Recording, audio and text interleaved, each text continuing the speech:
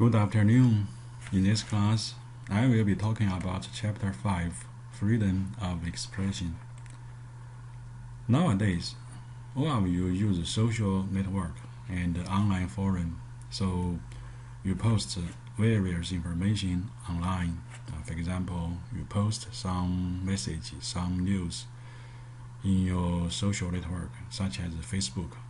You post some comments or your opinion to some online forum. When you post your information online, do you think if the information is legal or illegal? Do you think what kind of information you can post online or what kind of information you cannot post online? In this chapter, we will be focused on the freedom of expression. In particular, we will learn what kind of information can be posted online or can be shared to others, and what are illegal information. In this chapter, we will consider the following questions. What is the basis for the protection of freedom of expression in the United States, and what types of expression are not protected under the law? What are some key federal laws that affect online freedom of expression, and how do they impact organizations? What important freedom of expression issues relates to the use of information technology? The First Amendment protects Americans' right to freedom of religion and freedom of expression. The right to freedom of expression is the important right for free people everywhere and is guaranteed by the First Amendment.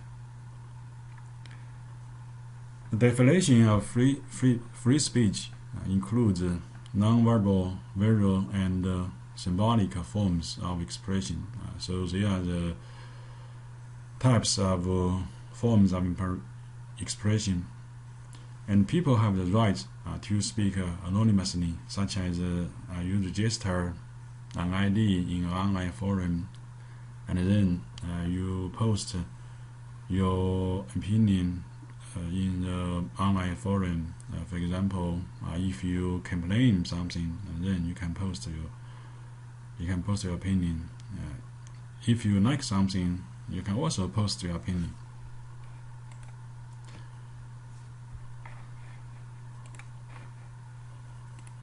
Online forum. For example, if you like something, you can say good words and post online.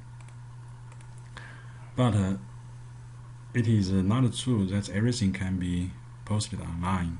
So something is not protected by the First Amendment.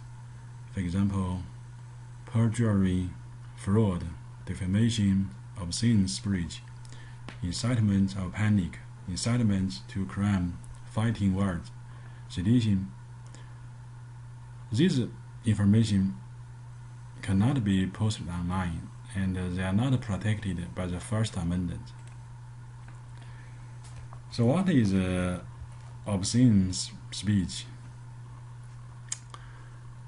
So based on Maynard v. California, speech is considered obscene when average person finds the work appears to the prurient interest, and the work depicts or describes sexual conduct in an offensive way, and the speech lacks serious literary, artistic, political, or scientific value. So what is Maynard v. California speech? Maynard v. California is a 1973 Supreme Court case that established a test to determine if material is obscene and therefore not protected by the First Amendment. After conducting a mass mailing campaign to advertise the sale of adult material, Marvin Mill was convicted of violating the California statute prohibiting the distribution of obscene material. Some unwilling recipients of minors' brochures complained to the police, initiating the legal proceeding. So this is the background of Minor v. California.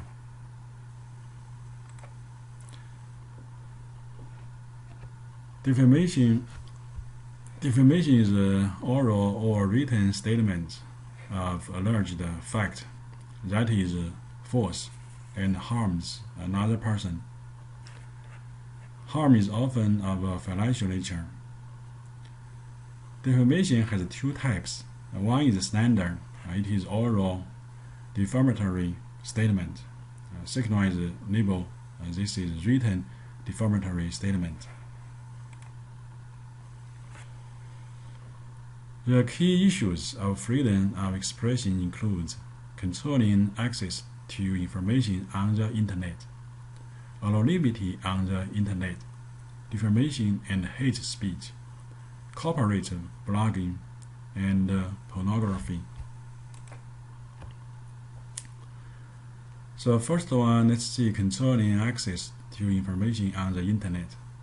Freedom of speech on the Internet is complicated by easy by which children can access Internet. There is an act called CDA, Communication Decency Act.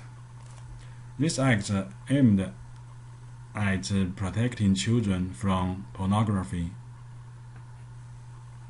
broad language, and legal definition of indecency. This was founded on constitutional in 1997. The CDA imposed $250,000 fines and prison terms of up to 2 years for the transmission of indecent material over the Internet. So if people post indecent information online, the people may be penalted with $250,000 fine and prison.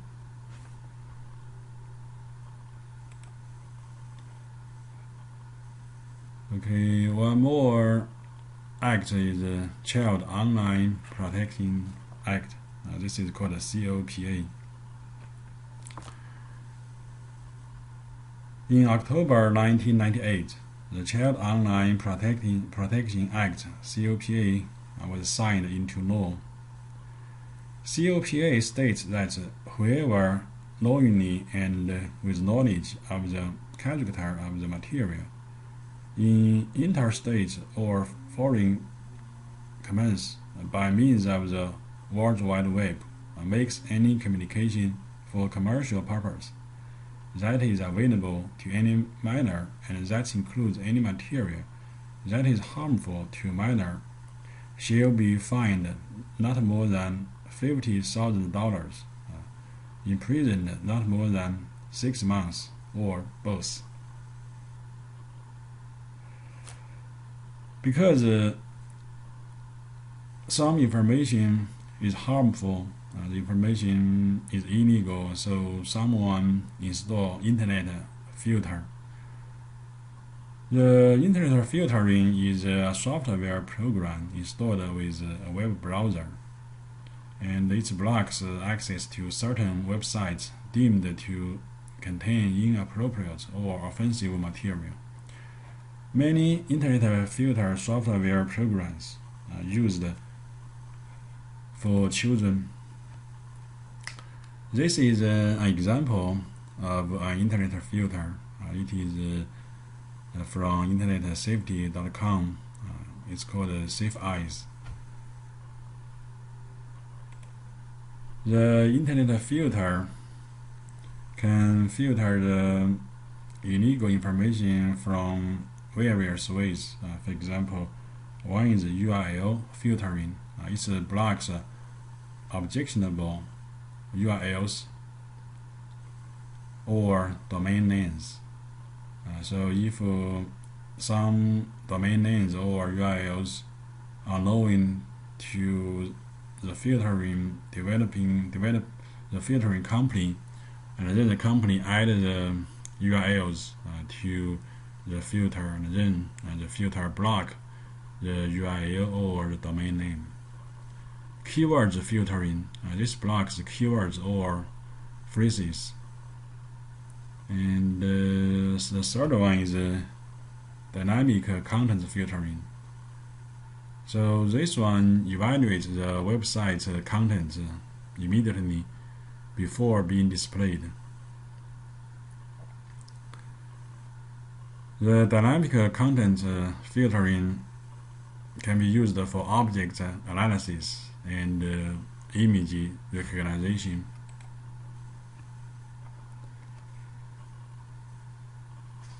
There are many internet filters. This page shows the top-rated internet filters for home users, such as NetNancy, Parental Controls, Pure Site PC, Cyber Sitter, Safe Eyes, and Cyber Patrol.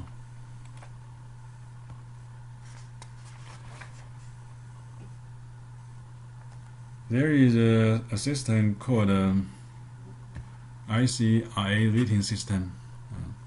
The system uses a questionnaire for web authors and generates a content label. And the user configure browsers to read the label, relies on web author to rate the site. This is a complement to other filter techniques.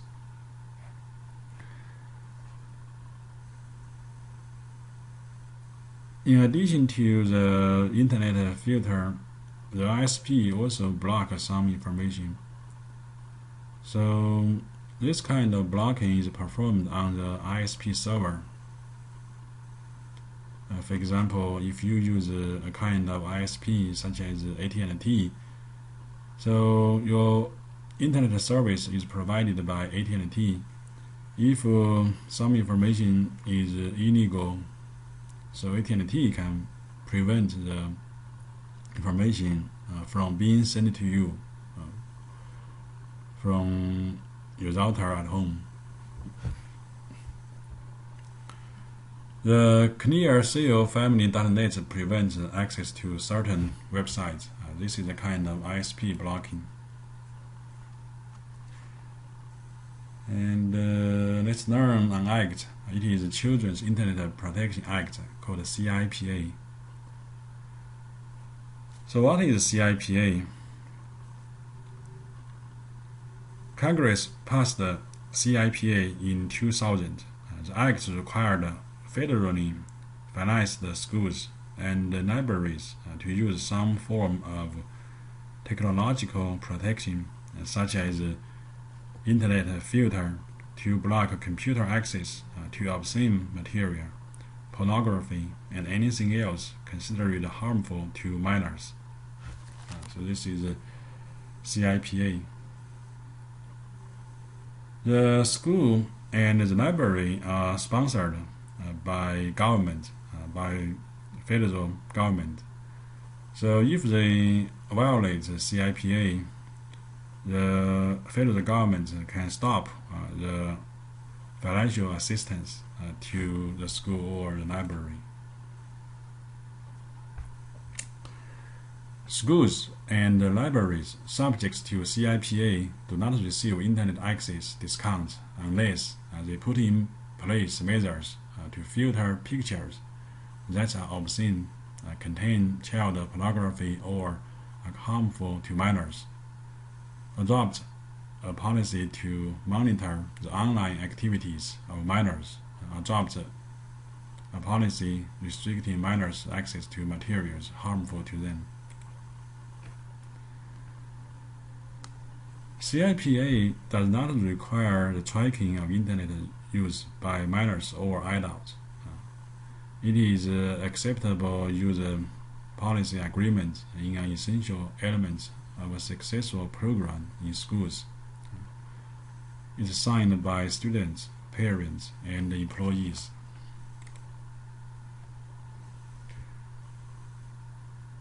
CIPA is used for both schools and libraries, but it is difficult to use CIPA in library because their services are open to people of all ages, including adults with First Amendment rights.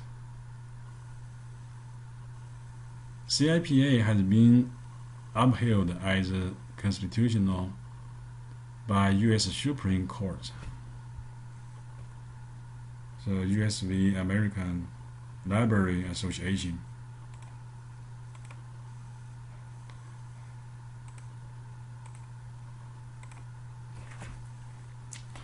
In Internet, many messages are anonymous. Someone posts information online, but they don't leave the real name. So this is an anonymous expression. The poster posts the comments or some news or something forwarded from other websites, but they do not reveal their true identity. Freedom to express an opinion without fear of reprisal is an important right in democratic society. And anonymity is even more important in countries that do not allow free speech.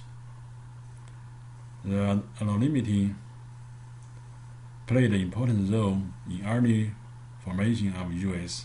In the one hand, it can be a tool to commit illegal or unethical activities. In the Internet, email is widely used, so I believe every one of you receive and send many email messages every day. From the point of view of technology, when an email is sent to the receiver, the email includes not only the contents of the email, but also the original address of the email sender. So the address is IP address. So if someone sends you an email,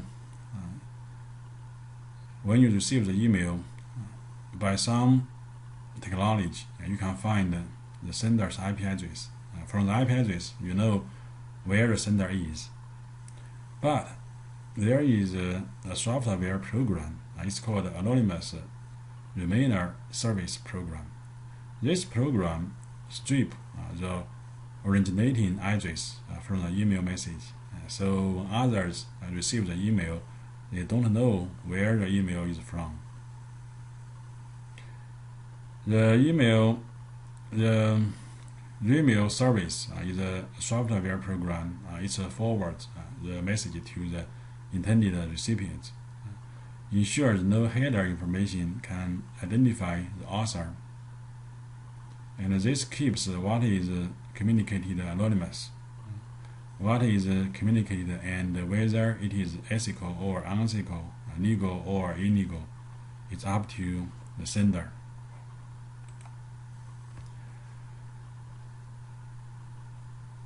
If you see some defamation for you in your email or in some forum or some social network, so the defamation is false and it's harmful to you. So you may want to sue the one who posted the information, but in many cases you don't know who posted the information. So how can you sue the sender? There is a term called John Doe lawsuit. John is a very general in the name. So if in some situation, if you want to say someone but you don't know the name, you can use John to represent a general person.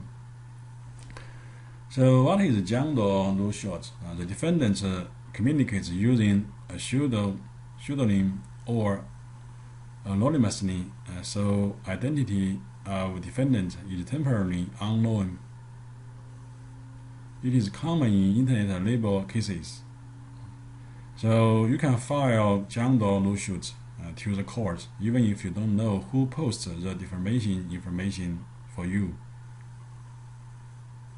When the court receives your lawsuit, and then the court may ask the ISP company to reveal who sent the information. So the court asks the ISP to use some technology to find who sent the information, and then find the real identity, the real people. So this is called a John Doe lawsuit. Anonymity on the internet cannot be guaranteed. So from John Doe lawsuit, even if you don't know who posted the information, you can sue John Doe, and then the court asks the ISP to try to find the real person, and then later, so the real person will be sued. And one more term is doxing. It is the examination of internet records in order to reveal the identity of an anonymous poster. Defamation and hate speech. Hate speech that can be prosecuted includes clear threats and intimidation against specific citizens, sending threatening private messages over the internet to a person, displaying public messages on websites describing intent to commit acts of hate-motivated violence against specific individuals, label directed at a particular person. So there are possible hate speech that can be prosecuted.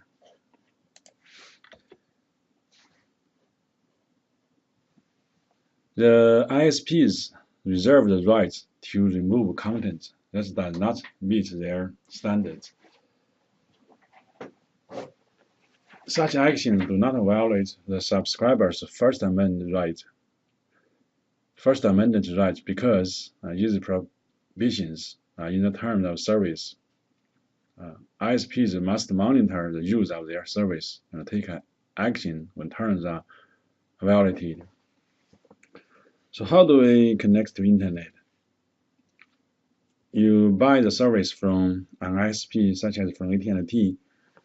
If you have 3 computers at home, the three computers are connected to your router, and then the router is connected to the gate. The router is a gateway, and then it's connected to the internet provider such as AT&T. So when you use the internet service of AT&T, if you want to post some hate speech, some defamation, or others post some sensitive words or pornography pictures, and then when you download the words or the pictures online, the ISP can block the illegal words or pictures. So when you visit a website, the web page, including the files such as the picture words, are downloaded to your local hard drive. They are saved in a temporary directory. So the ISP reserves the right to remove the content that does not meet their standards. And let's continue to see defamation and hate speech. Public schools and universities are legally considered agents of the government and must follow the First Amendment's prohibition against speech restrictions. Public schools and universities are the representative of the government. Corporations private schools and private universities not part of state or federal government may prohibit students, instructors, and employees from engaging in offensive speech. Corporate blogging. Some organizations allow employees to create their own personal blog to reach out to partners, customers, and employees and improve their corporate image. Blogs can provide uncensored commentary and interaction and criticism of corporate policies and decisions. Could involve risk that employee might reveal company secrets, breach federal security disclosure laws. Some companies provide the space of blogging, and then the employees are able to upload their comments, their opinion to the blog, and then others can see the blog. But the blogging has a risk to be involved into trouble if the employee reveal company secrets and breach the federal security disclosure laws. Pornography. The internet has been a boom to the pornography industry. Nowadays, more than 4.2 million porn websites are accessible. The site generates an estimated 1 to 7 billion a year in revenue.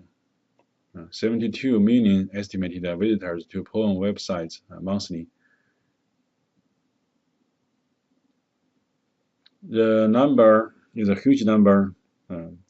How many websites and the revenue they made every year are huge.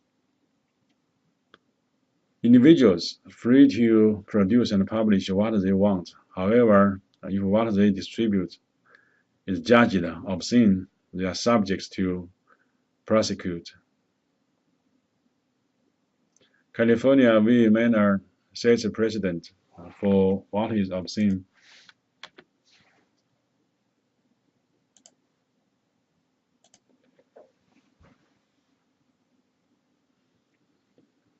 Many organizations take steps to stop access in the workspace, establishing a computer usage policy that prohibits access to pornography sites, identifying those who violate the policy, taking action against those users.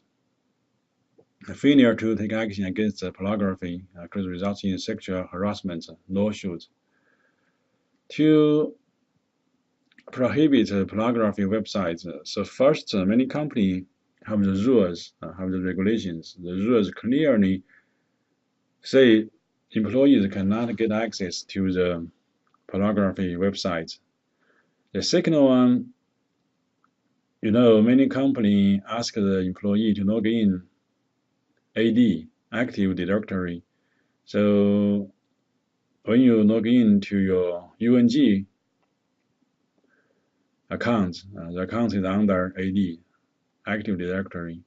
The Active Directory manages your account. Also, the IT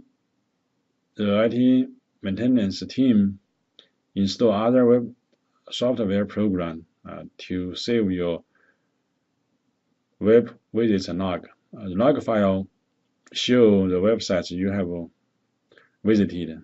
So you log in by your account, and then if the IT maintenance team wants to know which websites you have visited, and then you can simply look at your web log, and then see the websites that you have visited and how much time you stay in the websites like this. So if any students or employee visits a pornography website, they will be found and they will be punished.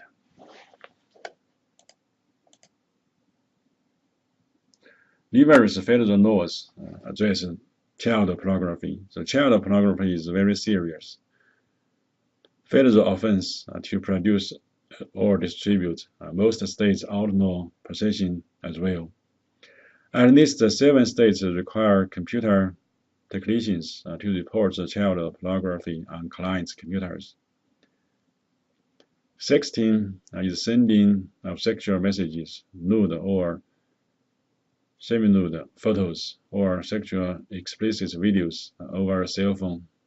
It has a fast growing trend because more and more people use a cell phone, use a smartphone.